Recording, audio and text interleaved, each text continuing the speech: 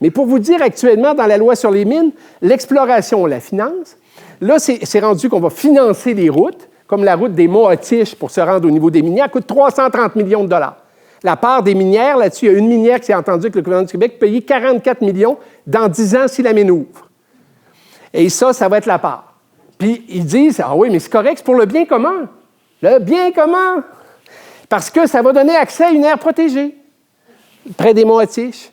Moi, je suis curieux parce qu'il y a beaucoup d'aires protégées. Je dis, je voudrais avoir le plan des chemins pour aller voir toutes les autres aires protégées où il n'y a pas de mine. C'est à venir, celui-là. Il n'y en a pas. Donc, c'est rire des gens. Actuellement, à un moment donné, Gaz métropolitain, ça a appartenu à Hydro-Québec. En majorité, au tout début de l'histoire d'Hydro-Québec, il y a eu d'ailleurs le scandale du gaz naturel. Ce n'est pas le scandale du gaz naturel qu'on a connu il y a une couple d'années. C'était dans les années 1957 sous Duplessis, parce qu'ils l'ont privatisé. Ils s'étaient aperçus qu'ils l'avaient acheté en achetant Hydro-Québec, puis il y avait du gaz. On va le privatiser, puis il y en a qui sont fait un méchant moton dans le temps de Duplessis. Duplessis en est tombé malade. Mais ça, c'était le scandale du gaz naturel. Mais actuellement, Hydro avait repris en 1997 une bonne partie de Gaz Métro, était propriété, l'a vendu. Mais là, maintenant, on va payer l'étude de faisabilité pour rendre le gaz à cette île. 30 millions.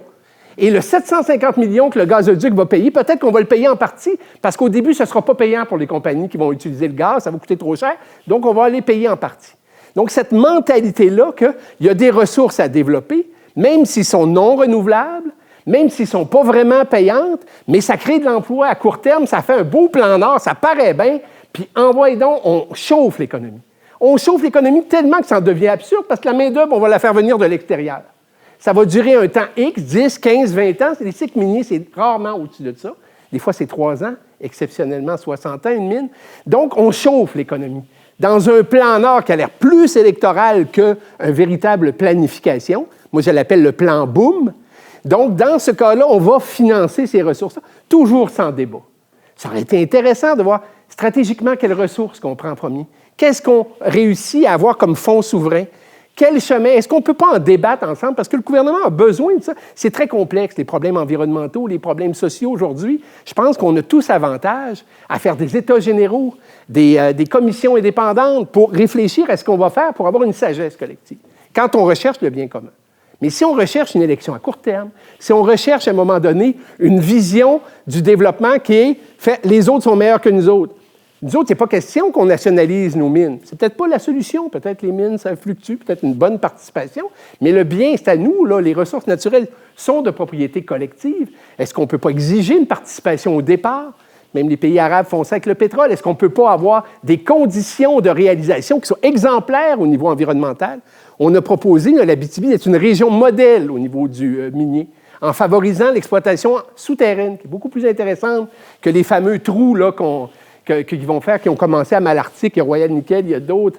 Donc, c'est beaucoup plus intéressant. Donc, être une région modèle, regardez qu'est-ce qu'on développe en premier sur un temps X, ces ressources-là. Il n'y a pas d'urgence à aller sortir tout ce qu'il y a de ressources non renouvelables dans le Nord. C'est important. Là, il me reste 5 minutes à peu près. 3, et que t'es vilain. Je vais quand même vous passer... Normalement, j'avais prévu quelque chose, mais quand même, une chose que je veux vous donner... Mais regardez, c'est parce qu'à un moment donné, en 18 minutes, là, je vous... non, c'est ça. Mais en 18 minutes, vous comprenez que je ne passe pas de diapo, là, parce que ça devient ridicule. Mais il y a quelque chose qui est ici, qui est important.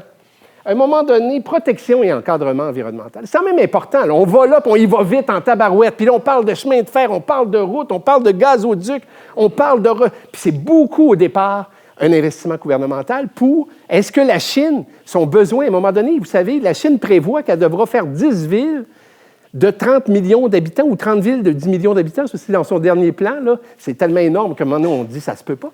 Mais est-ce que ça va se maintenir? Tous ces scénarios-là sont basés sur une énorme demande de la Chine. Est-ce que ça ne va pas s'écrouler? On parle de 200 millions de voitures en Chine, dont 10 % seulement électriques. Qu'est-ce que ça veut dire en termes d'aménagement de territoire, en termes de capacité? Et donc, qui a la boule de cristal pour dire que sur 25 ans, le plan Nord, on va tous s'enrichir, alors que les premières étapes sont financées par l'État en grande partie?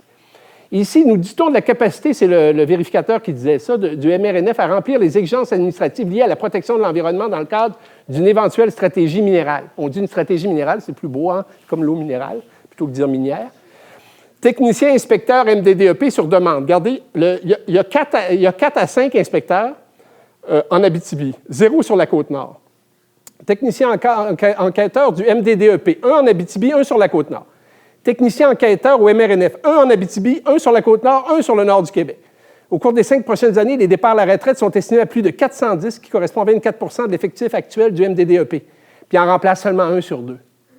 On s'en va dans le nord avec 0 ressources d'encadrement, ou à peu près. C'est quand même assez impressionnant. Et avec, rappelez-vous là, une directive environnementale, avec un passif environnemental de 357 miniers abandonnés, qui est estimé actuellement à 1,2 milliard. Quand le film de Desjardins, True Story, est sorti, là, c'est de l'histoire ancienne. On n'est plus comme ça, on est tellement meilleur. Ça se peut plus de dire ça. Là. Tout le monde, à peu près, même tous les partis politiques, s'amusaient presque tout. S'amusaient à dire que c'était de la vieille histoire. Franchement, Desjardins, il est dépassé. Vous savez, ils viennent juste de rajouter au chiffre, qui était à peu près de 800 millions. Il était à 264 millions il y a 3-4 ans, quand le vérificateur l'a fait. Il est rendu à 1,2 milliard, l'estimé, du passif, parce que les mines étaient en exploitation, faisaient faillite, puis là, hop, on se ramassait avec la responsabilité de nettoyer. Puis les faillites étaient assez bien stratégiquement faites. Hein? Et donc, finalement, il était supposé mettre un fonds de garantie, 70 des sommes, pourquoi pas 100 mais dans la vraie vie, il en collectait 30 puis il se sauvait. Le mieux, là, le plus top que j'ai vu, là, c'est qu'à un moment donné, ils ont fait faillite, une compagnie. Ils ont fait faillite, puis tous les sites miniers de cette compagnie-là ont été hérités par le gouvernement du Québec, par nous. Mais il y avait encore des droits sur si on trouve de l'or. Puis ça, ils ont créé une autre compagnie qui a gardé les droits. Ça, c'est bon. Ils les ont revendus. Puis là, ça a fait la compagnie Malartic, ils les ont revendus à Cisco. C'est quand même assez génial, la créativité dans les entreprises. Et non, moi, je trouve que c'est quand même quelque chose qu'il faut souligner. Mais donc, dans ces eaux-là, c'est qu'à 1,2 milliard, on ne l'a pas. Actuellement, il y a un plan d'action. Ça, c'est assez impressionnant. Il y a un plan d'action d'ici 2017. On va tout nettoyer les sites miniers abandonnés. Le plan d'action, il est secret. Puis le registre des sites miniers abandonnés, il est secret aussi. Ça fait comment on peut s'assurer que ça soit fait? On revient toujours là-dedans, pas de transparence. Les coûts d'électricité, le tarif L, où on fournit à 3 fois moins que le coût marginal, c'est-à-dire le coût de construction, 3 ou 4 fois moins que ce que ça va nous coûter. On parle du plan Nord, par exemple, des questions sur le plan Nord. La contribution du plan Nord aux émissions de gaz à effet de serre au Québec. Avez-vous déjà entendu parler de ça? À risque d'être énorme. On a un plan d'action d'ici 2020 où on doit réduire de 20 de nos émissions. Mais en même temps, la seule compagnie Malartic là, de Cisco, c'est 100 000 tonnes de CO2 par année. Puis encore là, ils sont branchés au réseau d'Hydro-Québec. On s'aperçoit que la mine Stornoway, au bout de la route des Monts-Tiges, sans doute va être obligée de prendre son électricité avec du diesel. Ils n'auront pas le temps de se rendre avec une ligne ou de créer un barrage. Puis, c'est pareil aussi dans le coin pour le nickel aussi, dans la baie d'Ungava. Donc, ça se peut qu'ils s'autosuffisent avec des barils de diesel pour créer de l'électricité, pour faire fonctionner des mégamines. Ça, au terme de gaz à effet de serre, c'est majeur. Pas un mot, pas personne parle de ces enjeux-là. Tarif d'électricité à rabais, 47 milliards de fonds d'investissement d'Hydro-Québec dans le Nord. Mais est-ce qu'on va faire de l'argent avec cette électricité-là? Est-ce qu'arnacher nos dernières grandes rivières sauvages? Pas de réponse. Pas de chiffres, pas de débat intelligent sur la table. Mais pourquoi? On n'est pas capable de comprendre. Puis si c'est bon, si c'est intéressant, puis c'est démontrable, on fera des choix. Mais actuellement, le plan Nord, on nous le vend comme étant, nous, notre bon gouvernement, on sait comment ça marche, les patentes. On crée la Société du plan Nord. On finance des entreprises souvent nationalisées étrangères. Presque toutes les sociétés minières chinoises sont nationalisées. Mais nous, on n'est pas capable de nationaliser parce que c'est pas bon de nationaliser. Mais on est capable, par exemple, de donner nos ressources naturelles à des compagnies.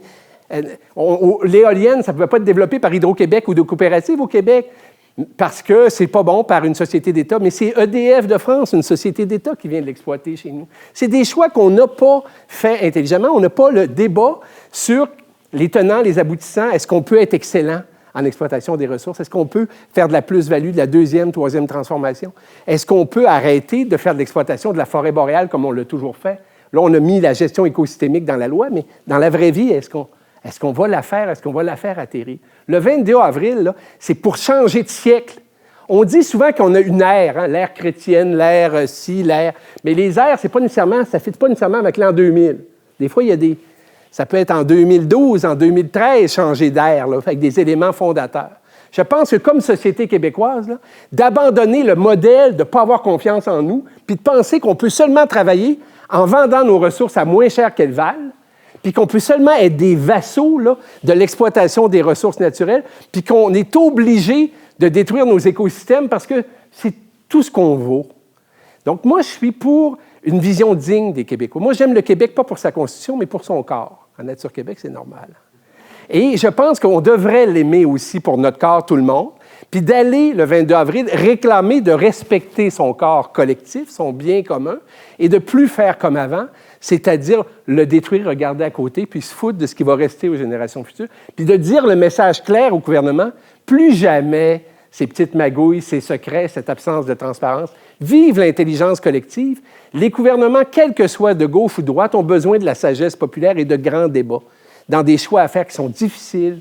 Dans les années à venir, on va naviguer à vue. Donc, c'est nécessaire de se donner ces instruments-là pour conserver une nature qui nous nourrit. Il ne faut pas oublier ça. Donc, merci. Excusez-moi d'avoir été là.